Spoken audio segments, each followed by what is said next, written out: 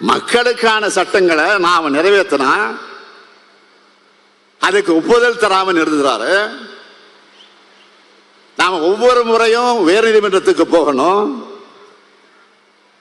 நேற்றும் இன்றைக்கு மாதிரி வரலாற்றில் வேற எந்த ஆளுநரையாவது நீதிமன்றம் இப்படி கடுமையான கேள்விகள் கேட்டிருக்கா? அப்படிப்பட்ட கேள்விகள் நேற்றைக்கு கேட்கப்பட்டிருக்கு. மக்களை எதிர்கொள்ள பயப்படக்கூடிய பாஜக அமலாக்கத்துறை, சிபிஐ, வருமான வரித்துறை போன்ற புலனாய்வு அமைப்புகள் மூலமாகவும் ஆளுநர் மூலமாகவும் எதிர்கொள்கிறது கோழைத்தனம், வேடித்தனம்.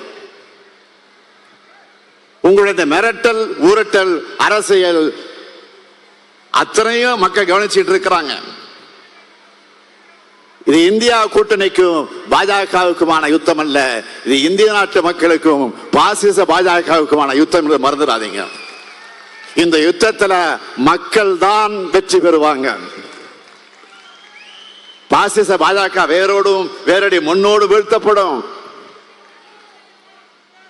இந்திய மக்கள் இப்போ இந்தியா கூட்டணியுடைய பக்கம் அணி திரண்டுட்டாங்க. பிரதமர் அவர்களே, மாண்புமிகு பிரதமர் அவர்களே, மாண்புமிகு பாரத பிரதமர் அவர்களே, இந்தியா கூட்டணி மாபெரும் வெற்றி வெற்றி வெற்றின்னு ஜூன் 4ஆம் தேதி வரவுள்ள செய்தி உங்க தூக்கத்தை தான் தொலைக்க போகிறது. நாம கேட்பது தமிழ் மீதும் தமிழ்நாட்டின் மீதும் தமிழர்கள் மீதும் உங்களுக்கு ஏன் இவ்வளவு அவ்வளவு வெறுப்பு?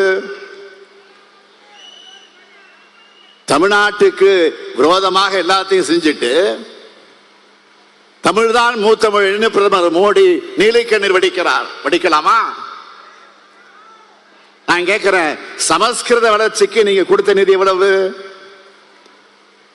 தமிழ் வளர்ச்சிக்கு நீங்க கொடுத்த நிதி எவ்வளவு? இத கூச்சம் இல்லாம தமிழ்நாட்டுக்கு வந்து சொல்வார் அவர். நீங்கள் வளர்க்கிற வெறுப்பு என்ன பண்ணுதுன்னு தெரியுமா? ஒன்றிய பாஜக அமைச்சர் ஒருத்தர் பெங்களூர்ல வெடிச்ச குண்டு தமிழர்கள் வச்ச குண்டுன்னு சொல்றாரு. தமிழர்கள் என்ன வன்முறையாளர்களா, பயங்கரவாதிகளா? நான் கேட்கிறேன், தமிழ்நாட்டு மக்கள் எப்படியெல்லாம் நீங்கள் கொச்சைப்படுத்தி இப்ப பேச ஆரம்பிச்சிருக்கீங்க? பாஜகவை சேர்ந்தவங்களோட எண்ணம் முழுக்க எங்க இருக்கு? பாஜக மக்கள் கிட்ட இருந்து சுரண்டுமே தவிர மக்களுக்கு எதுவுமே செய்யாது. அதனாலதான் மக்கள் இயற்கை பேரிடரில் பாதிக்கப்படும் போது நம்மளோட நிதியிலிருந்து நாம தரோம். அதையும் மனசாட்சி இல்லாம கொச்சைப்படுத்தி அதுல ஆனந்தம் அடைகிறது என்ன மாதிரியான அரசியல்? தமிழ்நாட்டில இருந்து ஏராளமான நிதியை வரியா வசூல் பண்றீங்க. அதுல இருந்து நியாயமான பங்கு ஏன் திருப்பி தர மாட்ட மறுக்கிறீங்க? அதுதான் கேட்கிறோம். ₹1 வசூல் செஞ்சுட்டு 29 பைசா மட்டும் திருப்பி தரது நியாயமா, முறையா, தர்மமா அப்படின்னு கேட்கிறோம். இதை கேட்டா சில நாட்களுக்கு முன்னாடி ஒன்றிய நிதியமைச்சர் நிர்மலா சீதாராமன் அவர்கள் ஆணவமா சொல்றாரு, என்ன தெரியுமா? மக்களுக்கு நிவாரணம் வழங்குறது பிச்சையாம். எவ்வளவு ஆணவமா, எவ்வளவு வாய் கொழுப்பு! மாண்புமிகு நிர்மலா சீதாராமன் அவர்களே, உங்கள் அரசியலுக்காக தமிழ்நாட்டு மக்களை நீங்க கொச்சைப்படுத்துவீங்களா? பாதிக்கப்பட்ட மக்களை அவமானப்படுத்துவீங்களா? மக்களுக்கு கொடுக்கிறது எதுவுமே பிச்சை அல்ல, அது அவங்களுடைய உரிமை. மக்கள் பாதிக்கப்படுறப்போ அவங்க உதவி செய்ய வேண்டியது அரசியல் இருக்கக்கூடிய நம்முடைய கடமை. அந்த கடமையைத்தான் திமுக அரசு சரியா செஞ்சுக்கிட்டு இருக்கு. கார்பரேட் கம்பெனிகளுக்கு பல்லாயிரம் கோடி தள்ளுபடி செய்யறீங்களா? தொழிலதிபர் கூட்டத்தில் போய் இப்படி பேசுவீங்களா? ஏழைகள்னா அவ்வளவு இலக்காரமா? ₹1 பொருள் வாங்கினா கூட வரி கட்டுறாங்களே மக்கள். அவங்க பாதிக்கப்படும் போது அரசாங்கம் உதவணும் தானே எதிர்பார்க்கிறது. அது தவறா? மக்களுக்கு உதவ முடியலன்னா எதுக்கு நிதியமைச்சர் பதவி? பாஜகவில் இருக்கிற ஒவ்வொருத்தருக்கும் சொல்றேன், உங்களுடைய இந்த ஆணவம் தான் பாஜகவை வீழ்த்த போகுது. இப்படிப்பட்ட எதிர்த்த சர்வாதிகார பாஜகவை தமிழ்நாட்டில் இருக்க பழனிசாமி கண்டிக்கிறாரா? நம்மள மாதிரி விமர்சனம் செய்கிறாரா? எங்காவது கண்டிச்சு அறிக்கை விடுறாரா?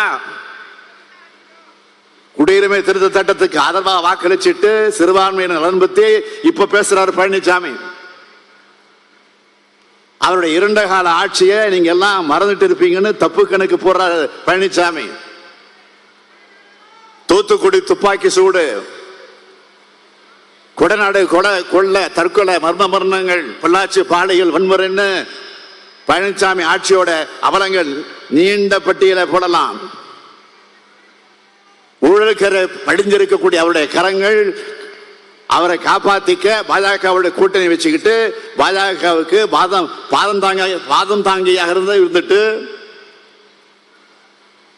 பாஜக தமிழ்நாட்டுக்கு அத்தனை துரோகங்களையும் அத்தனை துரோகங்களுக்கு துணை நின்றுட்டு அதற்கு லாலி பாடியவர் பழனிசாமி. இப்ப அதே பாஜகவோட கதை, திரைக்கதை, வசனம், டைரக்ஷன் அப்படிங்கிற பேர்ல கள்ள கூட்டணி நடத்திக்கிட்டு இருக்காங்க. கள்ள கூட்டணி நாடகத்தை பழனிசாமி நடத்தக்கூடிய நாடகம் விரைவில் முடிவுக்கு வரும். பாஜகவின் பாசிச எண்ணங்களும் முடிவு எழுதப்படும். இதெல்லாம் நடக்க நம்முடைய இந்தியா கூட்டணி ஒன்றிய